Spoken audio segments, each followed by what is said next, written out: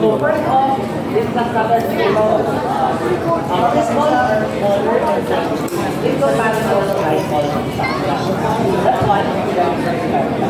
Versatile meaning, pwede natin siyang carry kasi small enough para ma-carry. Pwede na natin siyang gamitin for home defense. Pwede rin natin siyang joint everything have fun.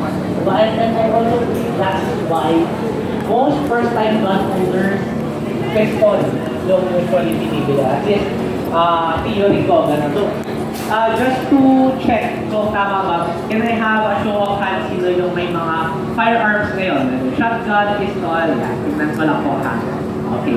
Please, iwan mo na natin nakataas.